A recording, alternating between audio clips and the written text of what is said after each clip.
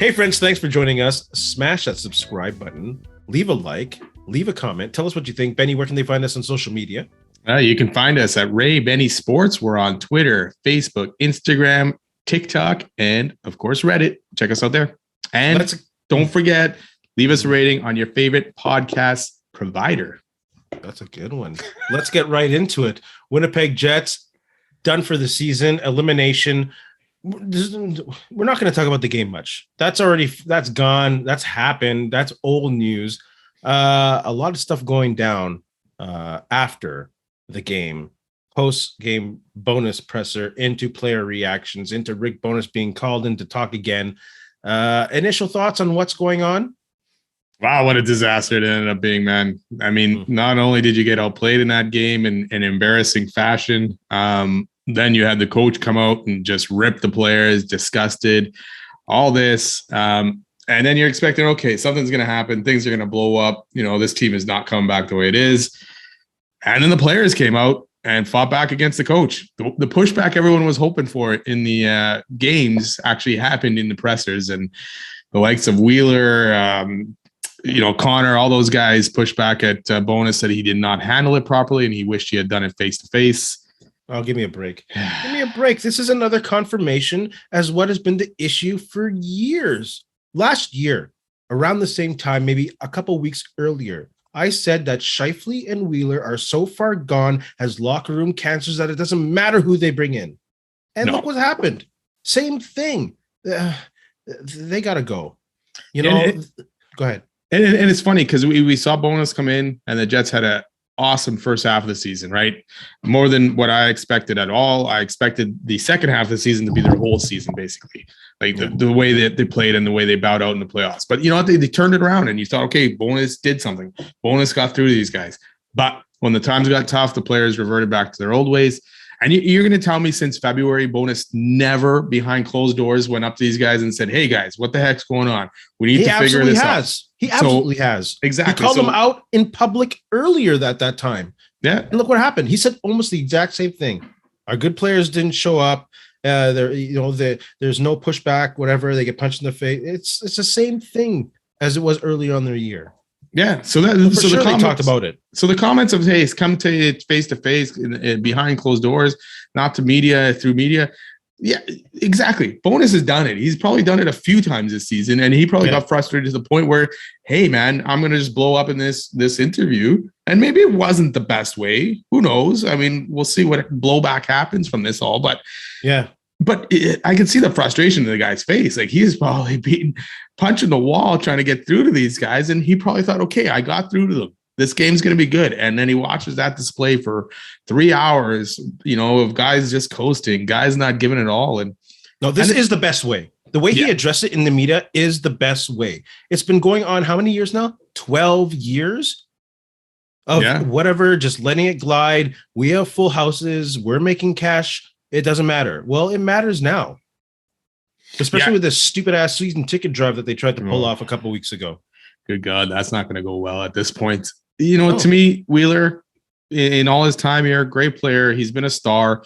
He's gave it all on the ice, but he is one thing he's not is not a leader. And it's funny that he's not, but he showed it again. And the funny thing is, I mean, the team was following him still, thinking he was the captain. De facto captain. I can't believe Lowry said that. Right? I can't believe Lowry said that. And that's the disappointing thing to me was Lowry and Morrissey. The fact that they also echoed these sentiments, because it was just like, I saw a different play from those guys. Like, Lowry was a beast in the playoffs. So if anything, I would have expected him to be frustrated at every other player for their display. Yeah. But he again went out. He backed basically Wheeler and the players, and went against Bones. But this is a culture that they've been developing over the years. Us against them, whatever happens in-house, we keep it in-house. This is the same culture that Cheveldayoff comes from in Chicago, where the whole shit happened with Beach and the sexual assault. Let's keep things in-house. I know it's a little extreme in regards to comparisons, but this is the same culture that we have here. Like, let's not show any whatever cracks in the foundation. Everything's fine and nothing's addressed, and the culture stays the same. Yeah, I mean, it's a losing culture. This is 2 years in a row now that these end of season pressers have been a disaster. Like almost like embarrassing to the organization. Yeah. Plus, you had guys like Kevin Hayes and Eakin rip the dressing room last season, saying it was probably one of the worst dressing rooms they were in. You had James Patrick, who coaches the Winnipeg Ice, saying, telling the story of those guys telling him this stuff. So it's out there, right? So now you got this display. I mean, Winnipeg already has a hard time attracting free agents. Is the comments by Bowness now going to make it even harder for them to attract? Or is it just the players in the dressing room that it's going to be harder to attract? Absolutely the players. Like, who would want to come here? This is 2 years in a row where your star players, in one way or another, Scheifele 2 years ago, Dubois this year, where there was no commitment going forward with the Jets and optimism and excitement and wanting to be here. It was crazy that they had Dubois and Perfetti back-to-back or beside each other at the podium or table. Yeah. They asked Dubois a whole bunch of questions, and they're like, oh, hi, Cole. By the way, you're here. And he was all excited about next year, talking about wanting to be here and excited about rehabbing and want to be part of the team. You got nothing like that from Dubois, just like you got nothing like that from Scheifele last year. Yeah, they don't want to be here. Why are they still here? So the question to you then is, why would you put a young guy like Perfetti, who is just starting out his career in Winnipeg, and put him with Dubois, who's doesn't tell anyone his future? He always has to think about his future. So you're almost setting a bad example for Perfetti. Why wouldn't you put Perfetti with a guy like Pionk, who's been here for a while and actually enjoys playing here? And he also gave it his all on the ice. So it's par for the course. That's why with this hockey club. Yeah. But that's the thing. Nothing's changed. Cheveldayoff's back. Bowness is back.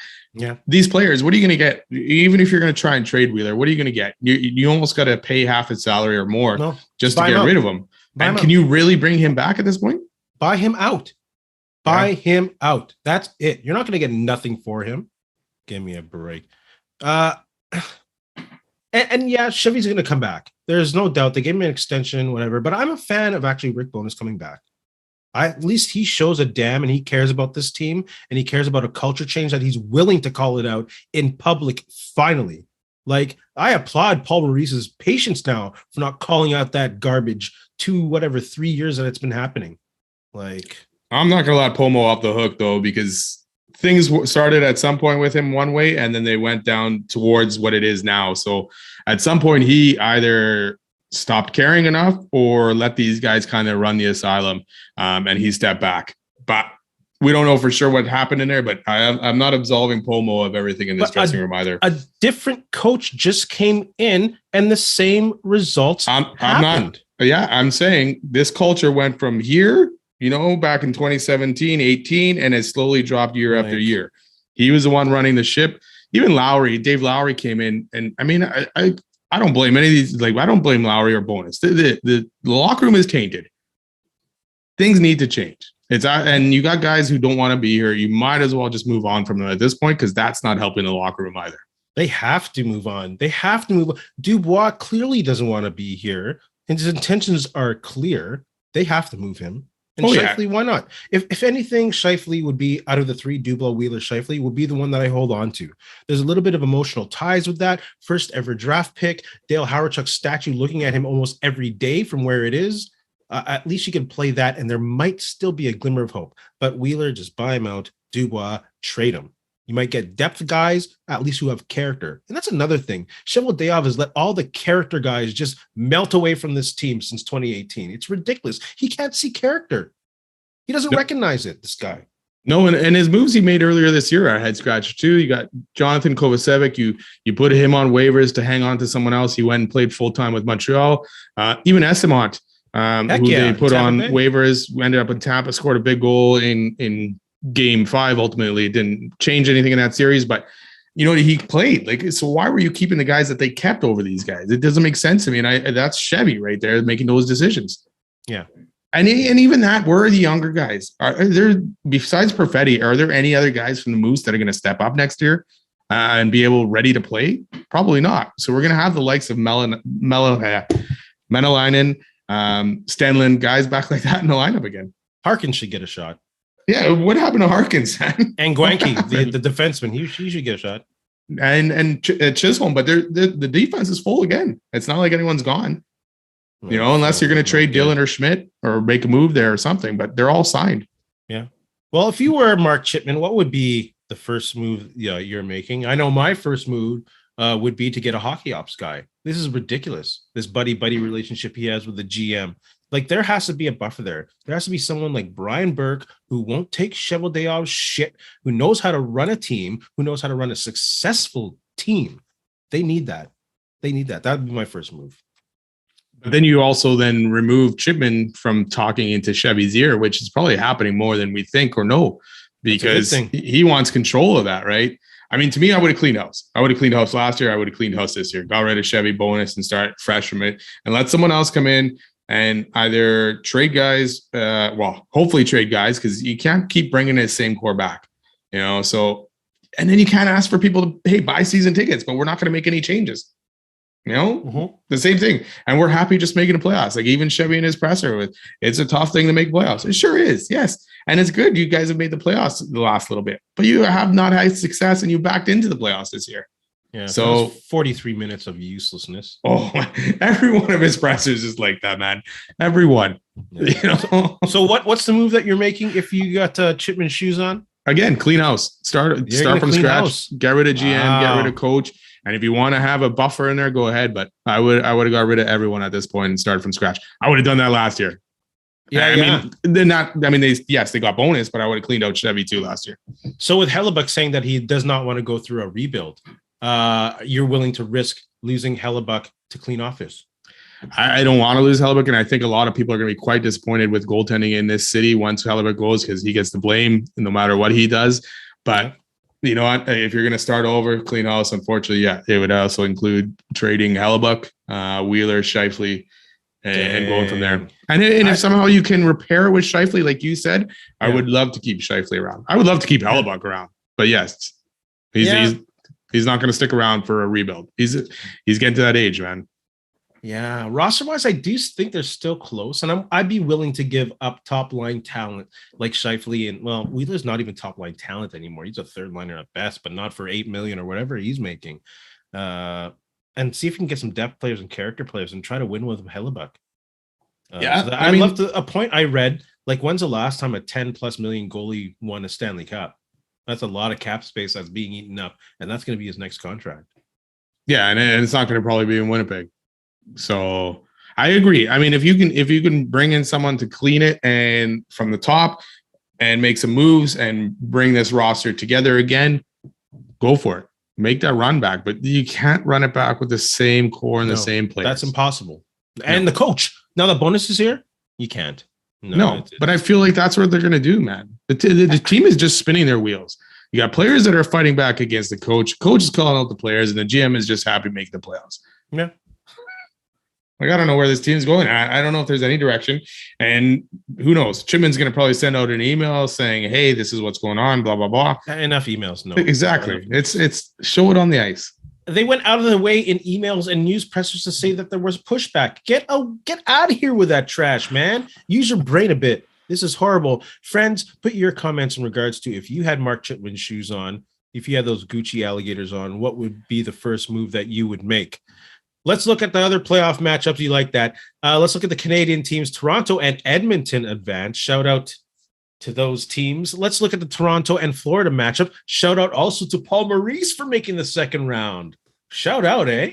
Good for him. A lot of shout outs going on right now. Look what happens when a team buys into a coach. They make it past the number 1 seed in the playoffs. Good for them. Let's look at Toronto and Florida. What are your thoughts on that? Yeah, what a disaster for Boston, man. You win 60-something games and you're out. And you're up 3-1. Like, you blew a 3-1 series lead. Yeah, I think both of us said that they're like one of the best teams we've ever seen in our lives. Yeah. But we should have known better. Going into the playoffs, President's Cup champions, all that kind of stuff. It never bodes well for them, right? Yeah, but Florida had like the least. That's a big, 43-point differential? Yeah. And they overcame. Goaltending, man. The goaltending for Boston became average. Allmark wasn't himself. Even Swayman yesterday let in a couple. Bobrovsky wasn't very good either. No, he's not below at all. 900. But Boston was their team defense and their goaltending, right? The whole team just collapsed. No. Sorry, Boston. Yeah. So let's talk about Toronto and Florida. I'll let you go first because y'all know who I'm shooting for. Yeah, big win for Toronto. Finally overcoming that first round series, beating Tampa Bay in overtime in Game 6. I think this has been a good series. I feel like Toronto is probably the better team here, and I do feel that Toronto is probably going to win this series. But the East is wide open for Toronto now. You know, that the big guns are kind of gone. Boston, Tampa Bay gone. Right now you got Carolina and possibly New Jersey on the other side, right, stopping you. So it's a very winnable East for Toronto right now. Yeah, I got Toronto taking this one as well. I don't think it'll be that close. Bobrovsky, like we mentioned, was horrible. And I think Toronto's going to put the shots on him, and they'll have this series under control. So I might even take Toronto in 5 in this one. 6 for sure. We'll see the Kachuk factor if you can get under some skins in Toronto or not. And Gudis, Radko Gudis, man, that guy's a shit disturber. Is Wayne Simmons done? Is he not allowed to play in the playoffs? I think he's still good, but I don't see. Maybe if it gets out of hand. Maybe it gets out of hand. Yeah. Maybe it gets out of hand. Let's look at Edmonton. The Oilers getting past the Kings in a really physical and good battle against Vegas. We know about them. What do you see in this series? Yeah, this should be a good one. This will be a dandy. It's the only one where actually, New Jersey winning makes Carolina and New Jersey also that. But one versus 2, whereas Dallas gets to play a lower seed altogether, which is, again, the seeding, which is not, favorable to the team that finishes first. Goaltending will be front and center in this one. We've seen Skinner struggle these playoffs. We've seen Brossois be okay, but he wasn't tested all that much against Winnipeg, so he played well. So it's going to be interesting to see what he can do against McDavid, Draisaitl in that offense. I picked Edmonton to make the Cup final, so I'm going to stick with Edmonton winning this series. Yeah, I don't think this will be close. Edmonton just has too much firepower. They will give the Vegas defense, and also Brossois fits. Like in the first couple of games against the Jets before injuries started to settle in, they gave the Jets a lot of opportunity. The Jets were leading in scoring opportunities. The difference between the Jets and the Oilers are the Oilers put them in the net. So I don't think, again, Oilers in 5, I don't think it'll even go to 6. They won't be able to stop McDavid or Draisaitl. It's too much. Depends on Skinner, man. If he plays the way he did against LA, then Vegas still has a chance. But if he can get back to that season form, then yeah, I agree. This will be not too hard for Edmonton to win. Whoever wins this one is going to the Cup for me on the East, or in the West. I can't even see Vegas holding on to the puck. Like if you have no puck possession, you can't control that speed. I think McDavid, Draisaitl will be able to just walk through that 1-2-2 zone that they just smashed the Jets with. I know I'm talking lots, but still. Let's go to the other Western matchup. Seattle, Dallas. Who do you see in that one? Great win for Seattle over Colorado, overcoming the top seed. You're a second-year expansion team. So good to see them make it. But I am going to go with Dallas. I think they'll end up beating Seattle. I can see this one going 6 or 7. Like it'll be a close series, and it'll be depending on goaltending for me in this one. Grubauer was freaking amazing in that series against Colorado, especially yesterday in the first period. I think he had like 15, 16 saves or something. So, and then Ottinger on Dallas's side will be a tough one as well. So this will be a low scoring series to me as well. Not as well, but for me. But I'm going Dallas. I think they got a little bit more experience. Who did Grubauer play for before? Colorado. That's the thing. He's a streaky goalie. He gets super hot, and he was playing off a lot of emotion. And I think just that Ottinger goalie is steady, especially during the playoffs. So I'm going to take Dallas again in 5. I like that number 5 number in a lot of these series. You're thinking none of these are going long, eh? No. This episode is presented by the number 5. How about the Hurricanes playing either the Devils or the Finnish for playing the Devils? Yes, 4-0 win for the Devils. So the Devil. Remember Putty? Yeah, the Devils. Yeah, well, that's going to be all over the internets now. Who do you got in that series? That's going to come up now. I'm going to take Carolina in this one. I think they're a more rounded team. They got a lot of firepower up front, some wicked defense. Antti Ranta's played pretty good so far in the playoffs. And then if he doesn't, they got Frederik Andersen back there. Dallas or New Jersey had a little bit of issues this last series with their goaltending. But what was his name? Schmid, who came in? I'm not going to try the first name. Yeah. he came in, played well, steady presence, and obviously got a shutout in Game 7. So yeah, not bad for him. But I'll go with Carolina over New Jersey. As a Leafs fan, I'd love for New Jersey to win this series, but I think Hurricanes are going to take it. Like I said in our playoff preview, I'm just a huge fan of Rob Brind'Amour. They're an experienced playoff team, and I think they'll win the series against the Devils. Yeah, they're getting to that point where they've been here so many times, right? But just have not been able to finish. Yeah. So maybe like this Colorado. will be the year. Yeah. It's like Colorado last year. They've been there a couple of times. They're close. And now's the year. So I'll go Hurricanes. Let's move on to some CFL. Oh, friends, don't forget to put your playoff predictions down there. Leave a like, leave a comment. CFL draft coming up in a couple days. No, tomorrow. May 2nd. Who do you think will go number one? Who do you think should go number one to Ottawa? Who should Ottawa pick number one? They should probably go O-line or D-line. There's a lot of good guys out there, but I keep seeing this guy, receiver Jared Wayne. And yes, he ended up signing a free agent contract with Houston Texans. So who knows what happens there. But just looking at his stats and some highlights of this kid, man, he looked pretty good. And maybe you don't get him now, but maybe you get him, next year or the year after or something like that. I think that'd be a pretty good move. Yeah. No, he's a phenomenal receiver.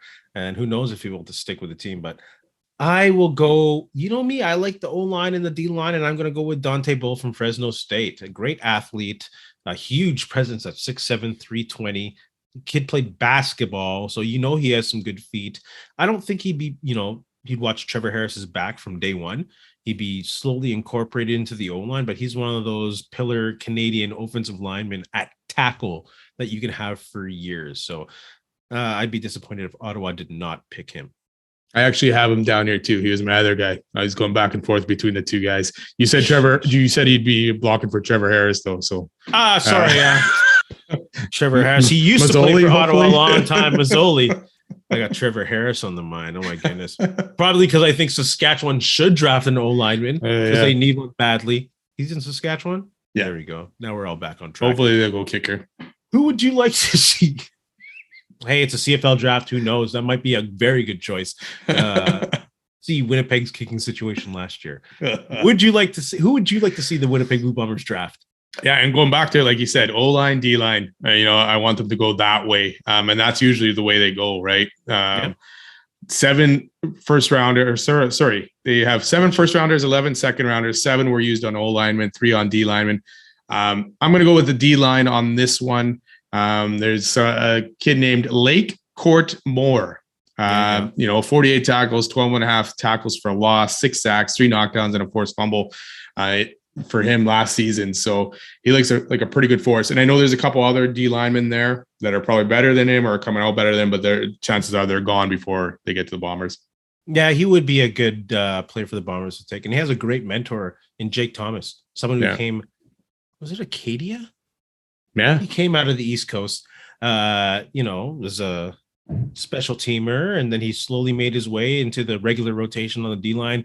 That's something that we could see. And I also like to see maybe a guy like Cole Tucker, a receiver that perhaps from Northern Illinois might fall down to the Bombers. Decent size at 6'2", could be a great possession receiver. I always like to see Canadians on the receiving corps, but he just recently got an invitation to Vikings camp. So who knows? But I think at the Bombers at 9, might as well 8 or 9. 8. 8. They might as well take the best player available.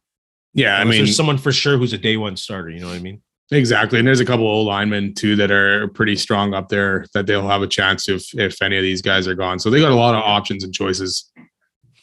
CFL Draft, first 2 rounds available on TSN. Thanks, TSN, for broadcasting something. Wow, they're actually airing it? Woo! We love you, TSN. Milt's the best thing going on that broadcast. We're going to go on with our online specials of best of, best players, best here, best starters. We're going for the kind of starting defense for the Western Division, top 4 defensive players.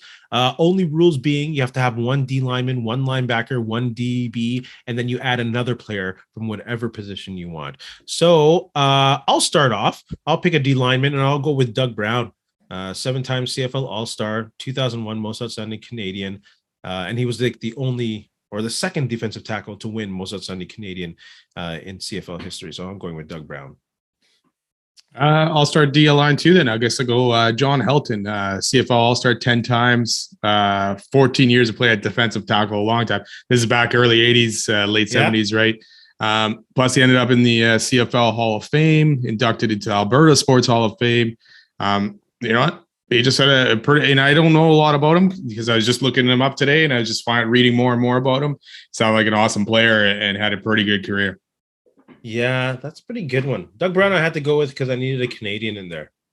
I had to go off with a Canadian right away. I don't know. I know some people don't like the ratio, so that's for you. You go next. Who else you got on that team? Let's go linebacker. Let's move that way. I'm going with Willie Pless at linebacker. Again, CFL All-Star 11 times. Most outstanding defensive player 5 times. Won a Grey Cup. Over 1,200 tackles, 84 sacks, 39 interceptions. So for me, that's dominant play at the linebacker position. I also have Willie Pless. Most tackles in CFL history, over 1,200. And out of those 5 Defensive Player of the Year, he won 4 in a row from 94 to 97. That's like Doug Flutie. That's crazy. Yeah, that's Doug Flutie kind of noise. So I also have Willie Pless. I also took another defensive lineman. I have James Quick Parker. In the Western Division, he's one of the best sack masters that there is. 139 and a half sacks. Had his best years with the BC Lions, especially a lot against the Blue Bombers in the mid-'80s. He was just a beast. 3-time Defensive Player of the Year, and he still holds the record of most sacks in a season in Edmonton with 18 and a half. So I got James Quick Parker. Who do you got next? I'm going to stick with the linebacker position then because I was trying to decide between Pless and this guy. I'm going to go with Dan Kepley. You know what? 8 Grey Cup titles with Edmonton, player, coach as well. 3-time most outstanding defensive player award. So just, you know, and in between Dale Porter and Tom Towns, they were combined. They were a force at the linebacker position for the Eskimos. I guess they were still called the Eskimos back then. So they were. Yes. So I'm going to pick him as my extra guy here. Dan Kepley. That's a pretty good one. It's hard to argue against any of these. Yeah. My last one, I'm taking a DB. I'm going to go with Les Brown.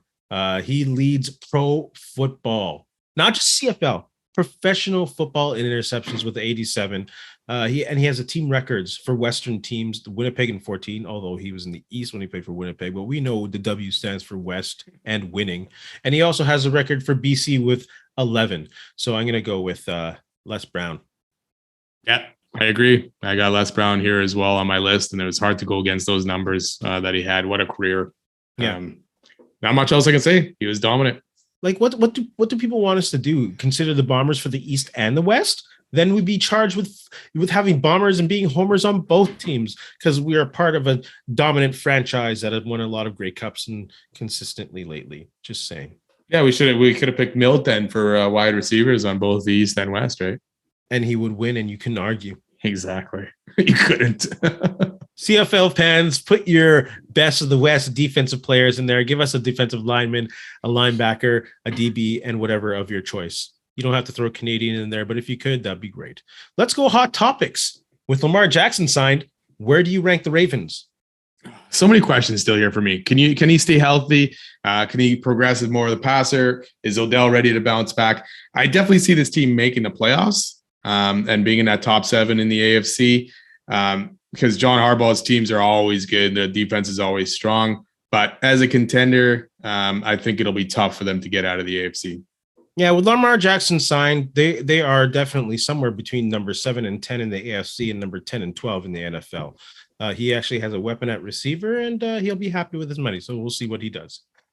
Who won the NFL draft? I'm going to go with the Eagles. I messaged you like hours after, or the day after. I'm like, the Eagles won the draft already. It's like they have 2 of the best defensive players in the first round, and they already have the infrastructure around them to be successful. They have Jalen Carter. He'll be a generational player, and Nolan Smith as a rusher in the first round. So I'm going to take them. Yeah, I got to agree. And then they also went guard and Tyler Steen, and then DB, one of the best DBs in there, Sidney Brown. Plus a trade for DeAndre Swift. I know that's not part of the draft, but they traded a draft pick for him, and that's a big one that'll help their offense and make it more powerful. Yeah, they led the league in sacks by like 15 last year, and they got better. Yeah. And younger and cheaper. Sutter fired from the Flames. Thoughts on that? I guess I expected it at this point. If Treveling is getting fired, Brad Treveling, the GM, got fired. You know, and then just listen to Maloney's press conference today, you know, interviewed 25 players. They all came back to the same point. It wasn't working. Sutter's abrasive style, you know, is beginning to wear thin on that roster. So it wasn't going to work out. So Again, they something the Jets don't do. They cleaned house and they're going to start fresh. Yeah, Calgary, there's no surprise there. Of course, it's in a situation of players crying because the coach is too hard on them. Give me a break. Yeah. New generation of players. You got a BRICKHEAD? Yeah, I'm going to give it kind of a combo one. I'm going to give it to Jordan Eberle for his hit on Andrew Cogliano from behind, which left Cogliano with a broken neck. The fact that he came back and finished that game is crazy in the first place. But I'm going to give the BRICKHEAD to Jordan Eberle and to George Peros, because Eberle did not get any discipline for this hit at all, which is amazing. Ended up getting to play in Game 7. So those guys get my BRICKHEAD of the week. How does George Peros still, like, you don't want to see anyone not have a job. I get it. But, like, your job is to make sure players are safe. When someone gets a broken neck, like, get out of here. Like, that's pretty serious. Like, you think that is a worthy suspension right there, right? Yeah. Nothing. You got a 2-minute penalty. Not even a major. Shout out. I'm going to give a shout out to Paul Maurice and Jamie Compton, former Jets coaches, for making the second round of the playoffs and beating probably the greatest team that either of us have ever seen in our lives play, almost, other than maybe the Penguins and the early Oilers. Yeah. Shout out to them. Shout out. What about Maurice? You might as well give Dave Lowry a shout out too, because he made it to the second round with Seattle too. Yo, shout out. Shout out to all the coaches who are doing well. And Claude Noel is apparently a scout for the New Jersey Devils. So, see, you got a shout out? Yes, I'm going to give a shout out to the 5 Canadians that were drafted in the NFL, which is the highest ever Canadians in the draft. Matthew Bergeron, Sidney Brown, Sidney Sow, Tavius Robinson, and Chase Brown, who's Sydney's identical brothers. So identical brothers got drafted in this draft. So shout out to them. Dang, family ties all up in the football. Yeah. Yo, what about Joey Porter Jr. being on the Steelers? That's crazy too. Yeah. Like that. Thank the Bears for that one. Yeah, that was a great trade. Suckers. Benny, you got anything to say to our friends? You know what? Just thanks a lot for listening. Don't forget, subscribe, follow, check us out, leave a comment, leave a like, and have a good week. And thanks for joining us. Be kind, be safe, and help each other out. Hey, friends and neighbors, don't forget to check us out online on Facebook, TikTok, Instagram, and Twitter at Ray Benny Sports. And don't forget to check out our YouTube channel. Leave a like, leave a comment, tell us what you think.